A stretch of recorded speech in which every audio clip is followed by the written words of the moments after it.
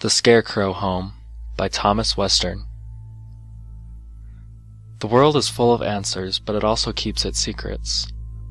We try our hardest to comprehend these little yet major experiences in our lifetime, but usually we are kept in the dark from it forever, until it is too late. When I was a child, 10 years of age, I was no different from any other kid you knew. I played with toys, had friends, played video games, tackled the challenges of school, and watched Saturday morning cartoons with cereal and a warm blanket. I was your basic offspring of a new generation. My childhood home was in a rather small but meaningful neighborhood. Everyone who lived there knew one another, and never was there commotion about differences. We all treated each other fairly. Every single home was full of life and joy, except for one particular house. This house was the only one absent of residents. However, it has always been barricaded by wooden planks nailed onto every entry of the house possible. Needless to say, the house wasn't exactly pretty. Also, if my father is to be believed, it is the oldest house on the street. Presumably, it was here long before even the neighborhood existed, when the whole area was nothing but a huge field. It was painted navy blue with white aged roof shackles. There was only one window, which was on the right side of the house, the side that faces my home. On the same side, there is also an incomplete old picket fence that only blocks off the back end of that side of the house. Dead grass surrounds the perimeter as opposed to a nice front lawn. Spiderwebs can be vaguely seen from afar, but up close the home illuminates in webs of all kinds. However, the strangest and creepiest part of all this is the eerie scarecrow in the backyard, behind the old fence, facing my home.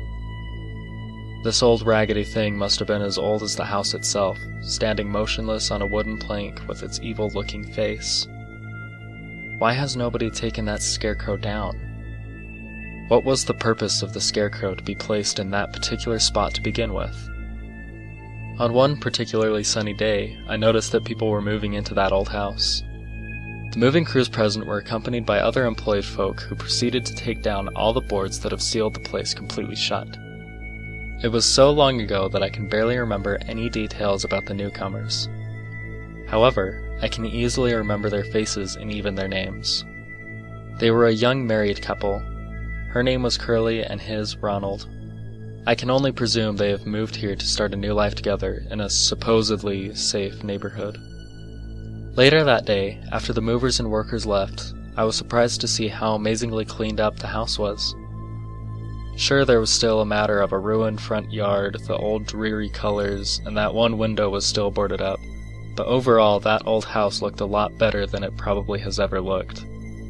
I remember neighbors going over to greet these new people and to give them all sorts of baked goods. They were very much accepted into our place with pure delight on their faces. That very night there was thunder, no rain or lightning, but rather clouds and rumbles. I remember lying there on my bed, half asleep, when suddenly a faint but clear scream was heard. It wasn't coming from my room or my house. It was from outside. I sat there, frozen in petrified shock. It was not long before my childish curiosity struck. I soon got out of my bed and looked out my bedroom window. The other houses seemed to be at peace, no lights on with the exception of one lamppost, the one that shines in front of the old creepy home. I stared at the home for a good long while, but as soon as I was about to go back to bed, I noticed something happening. The boards on the window facing my home were getting ripped off by something. Something was getting out of the house. I was terrified, and again frozen in fear. If I was to try and scream for help, I doubt any noise would leave my mouth. The boards were almost off.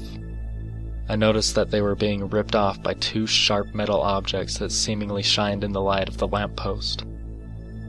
Eventually, all the boards were off. Soon, something slowly crept out of the window and just stood there with its back turned in my direction. It appeared to be a man. However, he was an imperfect man. He had haunched shoulders and poor clothing with rips and holes. His abnormal arms held sickles, ropes tangled and wrapped around the man. His legs looked twisted and broken, even when just standing there. But the strangest thing was that he had something round dangling from a rope on one of his sickles. Eventually the thing moved, and I had a better view. It was not a man I saw. It was the Scarecrow. Its sickles weren't in its hands. The sickles were clearly hands themselves. Hay and straw was seen poking out of the holes and rips it had in its button-down shirt, which, within the light, were covered in fresh blood. When its legs moved, it would look like the thing would collapse and fall apart with each step. The face, however, was very disturbing, especially the eyes that would just look with small but glowing red pupils. Mouth ripped open wide with shadow hiding whatever was inside the rip, with only a long string of sorts laced across to keep the mouth together. The round object I previously saw was something that has haunted me for years. When it was better seen in the light, it revealed itself to be a decapitated head. It was the head of Ronald, with wide eyes and open mouth. I was about to yell out in terror, when suddenly the Scarecrow raised Ronald's severed head up with the rope it was tied to, with blood clearly dripping. It just looked at Ronald and eventually smiled.